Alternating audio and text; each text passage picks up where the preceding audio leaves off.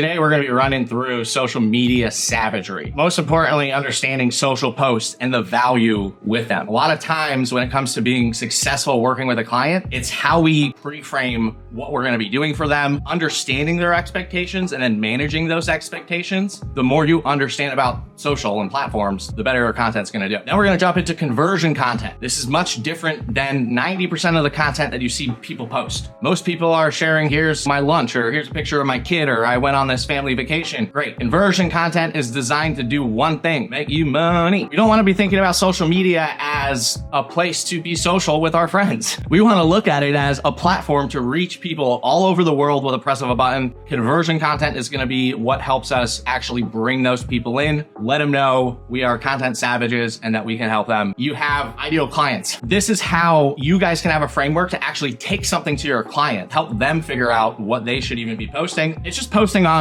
any of the platforms, right? It could be Facebook, LinkedIn, Instagram, YouTube, TikTok. It goes on and on. It could be a podcast that you're doing through iTunes. It's using one of the platforms to reach an exponentially larger audience than talking to people in your general vicinity. Like, I can't reach 1,000 people today by pressing a button or walking around town. That's what we do. We can do photos, we can do videos. It can be a mix. It could even just be a text post where I just saw one earlier today. Hey, I'm looking for some clients. Let me know. That is a social post, guys. We don't need to overcomplicate it. It is also known as organic content. So if you're not familiar with that term, organic content is social media content. The reason it's called organic content is because it just gets out there more organically. You don't have to put budget behind it to reach that audience, unlike paid ads. How does social media actually help? What is the value? What is results? These are the three things you need to memorize. It helps you build and nurture an audience. It helps establish you as an authority, which will increase your prices just by doing that. And it helps increase engagement. That's it. If clients have a social and they're not posting, just by posting, that is an improvement. That is results. If they get more views, that means more conversations will happen around their business. It's more chances and more opportunity for them to close a deal. If they are not seen as an authority in their space, a lot of you guys are asking me, how do I position myself as a consultant, a marketer, instead of a videographer? This is what clients need help with too. They want to establish themselves as the authority. They want to have a brand presence. They don't want to be embarrassed when they post stuff because their friends are seeing it and they're like, wait, I thought you were doing that for 10 years. Why does it look like you just started last week? We can help them by building and nurturing an audience with just regular posting. The more consistently we show up, the better. The more you guys see ads, the more likely you are to buy that program or service. The more consistently you see a car you like, the more you're going to want to buy that car. This is how it will work. Our social media, this is how it will work with your clients. Consistently posting. It is not always a random stranger on the internet that we're trying to sell a $25,000 package to. It is the people that have been watching for the last 6 to 12 months that you probably don't even know are watching, and they're just waiting for that one thing that speaks to them. Do you guys like working 6 or 7 times harder, or would you rather work smarter, not harder? Now we're jumping into conversion content. Conversion content, guys, I like to look as what's the one tip, trick, piece of advice that you can give them that's going to help them and provide value. That's more important than trying to convince someone. If I posted a life epiphany this morning and I shared it and it helped someone in life and had nothing to do with business, I guarantee you that's more likely to bring me business than creating the next, I'm looking for 3 clients that need video business cards this month. DM me sales if you want it. Because what I'm doing is I am building a relationship. I am letting people know I'm a trusted person, can give you some advice on something. And if it happens to be video that we're talking about, they're probably going to trust me even more. So use that conversion content to attract clients you actually enjoy working with and push away people you don't want to. Another good example of this, you guys have heard me make this reference before. When I used to do social content, I would say, if you're just getting started with video and you don't know what to create, I am speaking to someone who is just getting started with video, has never spent money on it, has never done a video, has never done content, has never been on camera. And that's who I'm bringing into my sales meetings. And I'm wondering why the deals don't close. Once I started saying, you probably spent a bunch of money on a video or working with a marketing company, and do you even know what it brought in? Maybe you just saw some likes, some clicks. Now all of a sudden, if you are not spending a bunch of money on marketing, guess what? You're gone.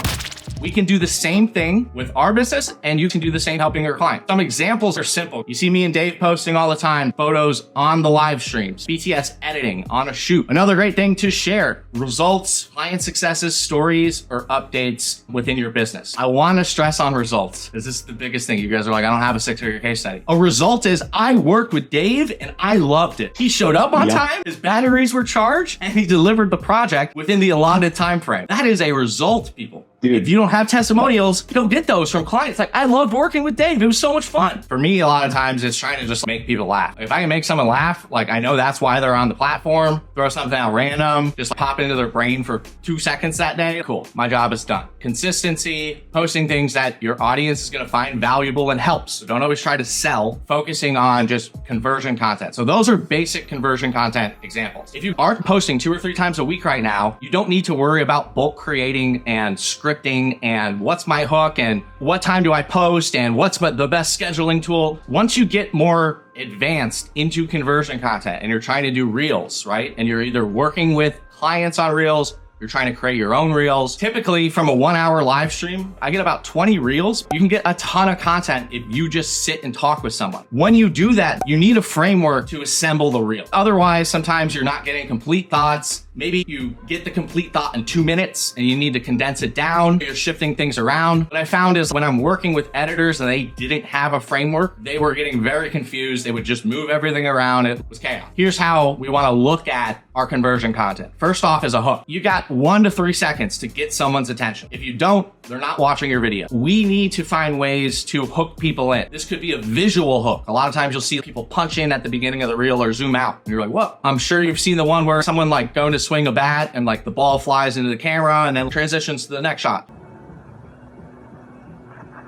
I've played around with content where I'm sitting at a campfire and super tired at night. If you can have it be more conversational, like you're just watching a friend, someone's more likely to watch that. Keep in mind, people are on social to distract themselves from life. So not always do we want to open our phone and be told, oh, here's 10 tips to be more productive and ways that you grow your business. Sometimes you just want to chill. Try to embody that. And that's another way working with clients. If they try to script and do it themselves, it's going to come off unnatural. It's not going to be polished. We can help them there. Next would be instant gratification. So if I talk about how easy it was to close a 25K deal in 6 years, do you guys think people will really listen? But if my reel was like, yeah, and then within a week, we had the 25K deal signed in the box, we're good to go. That gives them that gratification. It lets them know there was a payoff at the end. Another example of this was at one point I lost my drone, crashed it into a sailboat at 6 in the morning. I went out on a mission to get that drone back later in the day and I made a quick 60-second reel. The gratification at the end was me finding the drone and being like, wait, what? So the viewer wasn't just left, wait, you did all that? I know you've watched those reels where you're like, why did I just watch 20 seconds of that? Why did I wait to the end? If there's not gratification, you're pissed, you lose trust, you wouldn't want to follow that person. Proof kind of ties into that. If I'm doing an ad, it's better to say, I've helped 1,000 plus videographers close 1 to 5K retainers. The more specific you guys are when you are speaking to an audience or helping your client, the more likely you are to see results from that. Instead of just creating workout videos for everyone, it'd be better to create workout videos for women or just men. Let's go further. Let's go with the women example. It'd be better to create videos for women who are pregnant and want to work out. Let's go even further. It'd be better to create videos for women who are pregnant in their second trimester who work out. The more specific you get with all the noise that's out there, when the right person sees your stuff, they know you're in. If you guys are in this community because of a random live stream or something on YouTube, you probably heard something. We're like, damn, something was good in that. This is what I need right now. And now we're here. And then the CTA, I don't always do CTAs. I feel like it used to be a necessity. Hey, comment below. Hey, do this, do that. But I think it's overplayed now. Like you want a CTA, but more so I think it's conclusion. I just think you want to conclude the point that you're trying to make instead of it just ending abruptly. So those are some of the things you would want to do working with clients. If you guys are doing talking head reels, let me know in the comments. If the only time you're going to post is 3 a.m., it's better to post at 3 a.m. than not post and be like, oh no, 8:37 a.m. is the ideal time. It doesn't matter nearly as much as you think. Hashtags don't matter nearly as much as you think. It's more important to get in the habit and do this. How often? As often as you can. 2 to 3 times a week. Focus on one at a time. Just being visible, letting people know who you are, not just posting photos, show you holding a camera. Those are the baby steps you need to be taking because it's just fear. You got to remove the fear. You're going to do a post. You're going to realize you don't die. People are going to be like, oh, that was such a great photo of you. Why don't you post more? That's how it works. Personal versus company profile. The goal is to build your personal brand over the next 15, 20 years. Your personal brand is going to stay the same. You'll probably have different businesses, different offers, different things that you are trying to get in front of people with. Having the personal brand, when I started doing coaching, I didn't have to stop everything, start from scratch, and go build this brand new whole profile. People want to connect with people. Who here follows a company page? What company pages do you guys regularly follow and engage with? I'm 8 years in. Now my company page is finally like someone else is running it, posting it, doing the content. I had the company profile just set up. I would just post final videos or the first minute of a VBC. I just use that as my portfolio. Think of it as building your community under your personal brand and then having the business profile as a defense. Here's a bunch of work we've done for clients. If you're in the DMs with someone on Insta, they're more likely to check out another profile than go to a website or a YouTube video. So we got problems, we got commandment. Problems are going to be what your clients are facing on a regular basis that you want to speak about and let them know, I understand. I've been there before. I'm speaking your language. A commandment is more of a personal belief that helps overcome that problem. The problems are going to show you're an insider, stuff only an expert would know. The commandments are going to give you raving fans. If you're struggling to get leads online with your content, here's 3 tips that can help. That's a problem. It's going to speak to them. I'm going to give them 3 tips to get more clients online through content. But within that, I'm going to tie in some kind of commandment. Here's one of my things. Don't worry about when to post. Don't worry about hashtags and just get it out there. You shouldn't be thinking about batch creating content. Now there's this other little tip that like one of my personal beliefs that I've tied into this problem for someone that is only going to make them further. Oh, dude, this guy knows what he's talking about. He's been there, he's done it. So if I'm a pest control company, a problem a client might be facing is ants in their pants. The crumbs just keep falling down and like next thing you know, there's just got ants in their pants. You would be speaking to them like, maybe you're stuck with ants in your pants. You can't sleep at night. You're constantly scratching and afraid to go on the date with your significant other because what they might see down there. This is hard. This is a hard example. We've developed a organic formula that is so safe to use that you could use it on your private part without fear. They may have not known about organic pesticides and stuff, and you guys only use organic pesticides. Take all the time to map these examples out or write down all my thoughts ahead of time, and then I don't even read them. These were 2 that I love for us specifically. I know a lot of people love the music industry and are trying to figure out how to work with cool artists and stuff. I hate working with artists. Why? Because they're not business people. They're in it for the art, and I can never tie a monetary thing to the campaign. I can't justify, hey, if you're spending $2,000 a month with us, you're going to get X amount back. They don't have that specific product. Everything's custom. Sometimes they're feeling it. Sometimes they're not. This would be a way to push away people like that. What does the business want? What does the business need to survive? That's how you need to be showing up every day. So if someone doesn't want to show up and actually do what's best for their business, they're probably going to stop listening to me. They're going to be like, no, dude, I think I can just go keep making pretty videos and it will work. And then 3 years later, they'll come back to me. Another example would be when you don't want someone who's a penny pincher. A lot of clients have been reaching out to me wondering how they can get better content on social media. The challenge that they face though is they don't know what to create. They don't know how to create it. And most importantly, they just don't know how to get it out there. What they try to do a lot of times is focus on paid ads thinking that might be easier, but scared money don't make money. If you don't have $3,000 a month to be spending on paid ads for several months on end, you should be focusing on your organic content because that's how you're going to dial in your messaging, figure out who your audience is, and build up your authority over time. What I would do in a meeting would be I would go in and just be like, problems. Pull out an Excel sheet and I'll just start going down the list with the client, just mapping them all out. Now, what are some of the personal beliefs that you run your business by, that you live your life by? For me, it's no zero-sum days. Never let a day go by where you're not moving 0.01% closer towards your goals. If my client wanted to just start tearing down either side politically or religious stuff, nah, I'm not going there. That, in my mind, promotes hatred in the world versus positivity. That is one of my commandments. I don't want to work with shitty people. If you're not a good human, I don't want to work with you. If you're not in it to help people long term, I don't want to work with you. People that are good people, guess what? They're going to want to come work with me. Should you comment on other people's posts? Commenting on someone's post is almost the same thing as posting. Your post to get visibility. If you comment on someone's post, they're going to see your comment. The people that follow them are probably going to see that comment. It's just another way to get in front of people and build relationships. Don't look at social media as a take. You have to give to get stuff back. If I never commented on other people's stuff, people wouldn't comment on mine. Always comment on other people's stuff and respond to every comment.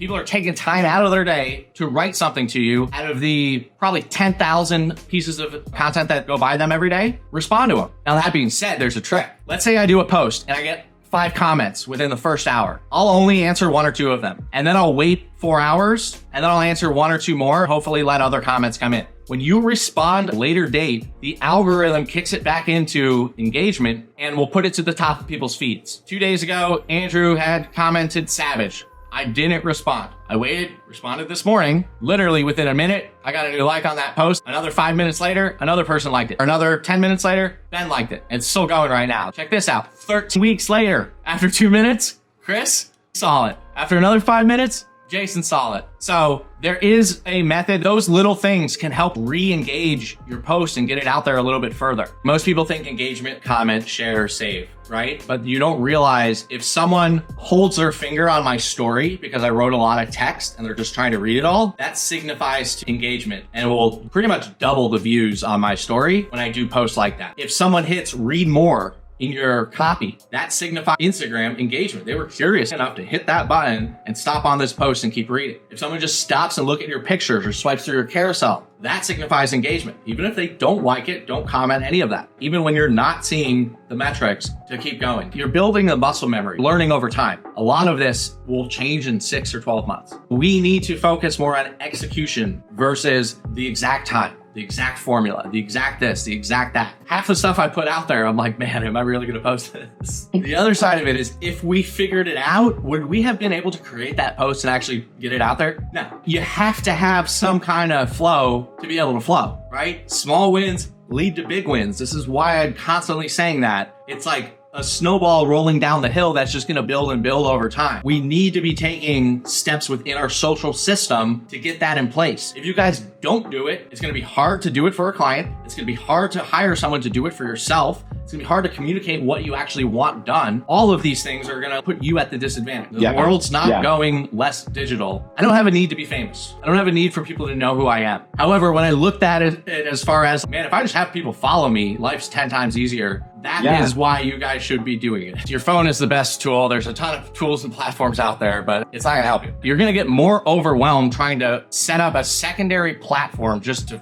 post on the first platform than just going on Instagram and posting. You have to just do it. I don't know how else to say it. Go watch the live stream from last week or 2 weeks ago. We talk about my fear when I first started. I would go out for sunrise, turn my camera around at me for a second on a story that was going to delete anyways in 24 hours. But within the hour, I would delete it because I just had this fear in my head. I'm like, oh God, I look like such an idiot. Then I got it up there for a full day and I didn't die. And then the next one, I tried to talk and I just said, this is insane. And I deleted it and I freaked out again and then tried it again. And okay, that one did a little bit better. It's just that practice. There's a quote by Seneca, we suffer much more in our imaginations than in reality. And I've never found anything to be more true. We are constantly looking at everything like, why is this happening to me? Or like, why is this so hard? Why can't I figure this out? This is the common thing across everyone I talk to. It is literally just this internal thought of why me? You gotta shift it. Tony Robbins taught me this. Life isn't happening to you, it's happening for you. These problems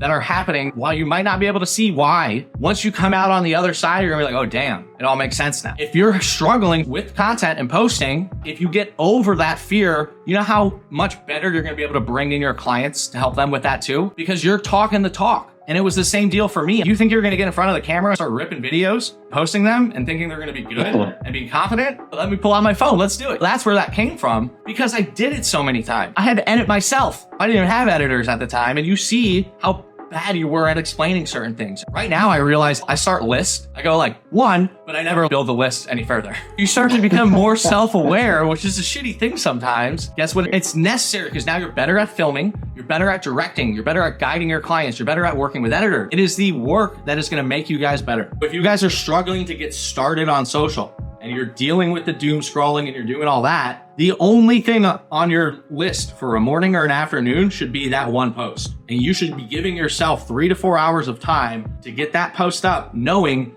your attention span is not 3 or 4 hours because you're doing something hard. You're gonna run into challenges. Your brain's gonna tell you you're not good at this. Your subconscious, when you're not good at something, is telling you something bad is gonna happen to you, which makes you wanna stop doing that thing and do anything other than that thing.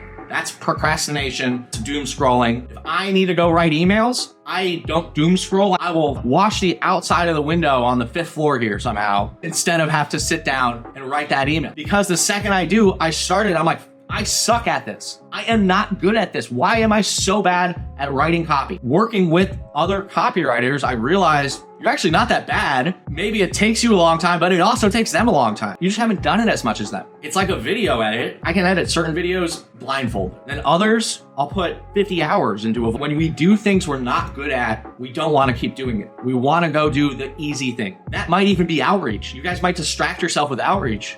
I do that sometimes. Dude, I don't want to do this. I'm just start DMing cool people. Let's see what happens when Rick Ross doesn't DM me back. Ricky, I know you're watching, dude. Just hit me back already. Initial thought, too complicated. There's a lot of things happening here. The text is harder to read. I would keep it simpler, Chris, as far as behind the scenes video production or something. If someone doesn't have sound on, they're not going to keep watching because they have no idea what's happening. You just lost 70% of your audience.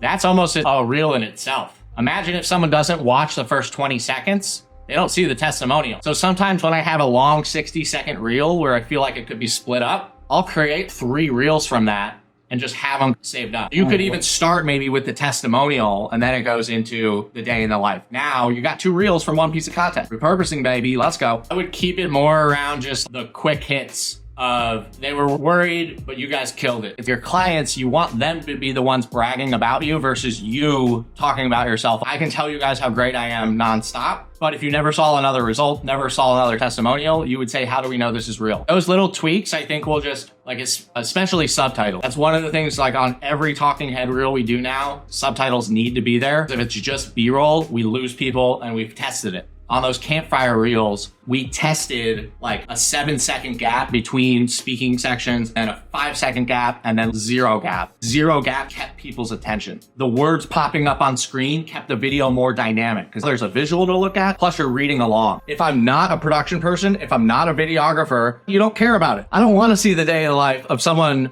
that's doing shit I don't care about. However, if they're piquing my interest, I'll pay attention longer, which will help push the content out further. I would start it simple. Quick background, camera flashing, but you're just like, day of the life. It's simple. They can take in the camera and you, no problem, and then the text. If I'm going really fast, people get confused and then they leave. The simpler the intro is, the more specific the title is, just right dead center in the middle even, the more I'm seeing the performance on this. I just saw a guy who takes a camera and he's got an egg and he's got tape. He tapes the camera to the side of the car and then he tapes the egg over the car. He's doing all this for 15 seconds. You're like, what's gonna happen? And it's just a camera mounted on the car. The egg was nothing, but it kept you curious enough to watch. And then at the end, you're like, why did I do that? You guys ever see the reels where you're waiting for someone to jump off a rope swing for 10 seconds? And then you're like, why did I even watch this? It's because the audience waited for 10 seconds. If you get 100% of your audience to stay there for the first 5 or 10 seconds, your reel will get that next level of virality. I hate posting photos of me or trying to look sweet. That's why I got into posting sunrise and sunset. How do I build an audience when I don't want to be an influencer? And I'm not going to post douchey photos where I'm sitting on a laptop on my phone, like closing deals. I forgot what I was going to talk about, honestly. Every time I'm like at a wedding and I'll post, I get more likes on a freaking photo of me than anything I'll spend 20 hours editing. It is so annoying. I'm like, dude, just work smarter, not harder. And it all happens because I posted it. I didn't want to, posted it once, and I was like, wait, why do I have like 40 likes on this story? And why do I have 800 people watching today versus 400? I want to show you guys one more thing on Reels to show you how intense I'll get with them. I spent the day constructing and deconstructing Reels. It's basically showing you guys how this completed Reel at the end, here's the copy on it, but where it started and how much of the word gaps I actually removed. I went through, and one of the exercises I'm building for this is like I have my edited reel and then I have the chop where it's just like an in and out point, like 2 minutes, and then it condenses to 45 seconds. I'm having my intern reconstruct the original reel because some of those sections are from like 2 minutes later in the reel. And I put it in as the second sentence because it just builds the thought completely. If you ever have questions around how you're structuring reels, let me know. If you aren't constructing that messaging in the beginning, that's where I found a lot of struggles with random editors taking live streams and just constructing it together versus if I sat, scripted, recorded, a bit easier. Cool, that's a good session, man. Yeah.